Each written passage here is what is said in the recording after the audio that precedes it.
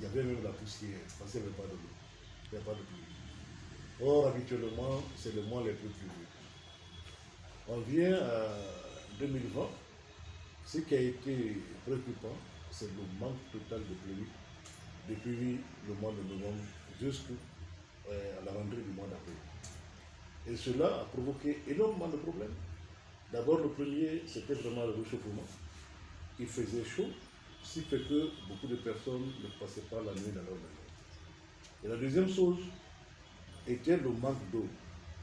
Je vous dis, même les puits, parce que ici l'adduction d'eau manque un peu, même les puits dans les concessions n'avaient pas d'eau. Le niveau d'eau avait baissé et finalement ça nous tarit dans les champs. Je vous dis, on a vu des rivières qui n'avaient pas une goutte d'eau dans le lit. Et finalement, c'est la poussière dont les enfants s'amusaient. On a vu des poissons mourir parce que la rivière, l'eau de la rivière était très chaude, ils ne pouvaient plus vivre. On a vu des étangs piscicoles complètement détruits. Les poissons sont morts parce que l'eau avait complètement tari ou bien elle était devenue plus chaude. Voilà quelques conséquences que nous avons vues. Et à un moment donné, c'était pitoyable. Les femmes qui font le maraîchage au niveau de la ville de Zérépré, les bas-fonds de Zérépré, manquaient de l'eau. Elles ont sémé, elles ont fait des puits dans le bas-fond, elles n'ont pas trouvé de l'eau. Et je vous dis, les mois passés, il manquait totalement des choses à base de la feuille au niveau de tous les marchés. Pour les statistiques qui sont en cours, nous évaluons par rapport à l'année passée, les années précédentes et cette année. Et puisque cette année en cours, là nous sommes le 4e mois, nous ne pouvons pas donner encore une statistique parfaite pour cette année 2022. Mais pour ce qui est de l'année 2021 qui est passée, nous avons reçu à cette station principale météo Zérépré une quantité de 1235,6 mm d'eau. Donc si nous faisons une évaluation, une comparaison par rapport à la normale pluviométrique qui est 1826,6 mm, nous trouvons une quantité déficitaire de 591,6 mm d'eau. Donc ce qui veut dire que l'année passée 2021, nous avons reçu moins de quantité d'eau par rapport à la normale. Et c'est seulement par rapport à la normale que nous pouvons définir ou que nous pouvons dire que cette année il a plu moins ou bien cette année il a plu beaucoup. Donc c'est par rapport à cette ligne qui est la normale pluviométrique que nous pouvons définir la pluviométrie.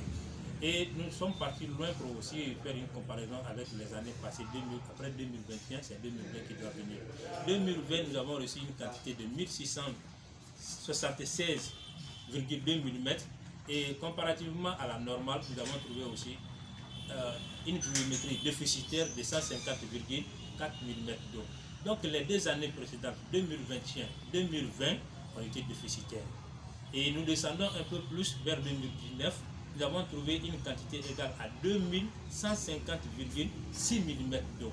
Et comparativement à cette même normale qui est 1826,6 mm, nous trouvons une quantité de 324,0 mm qui est plus au-dessus de la normale. Donc l'année là a été excédentaire. Et même chose que pour 2018, même chose que pour 2017.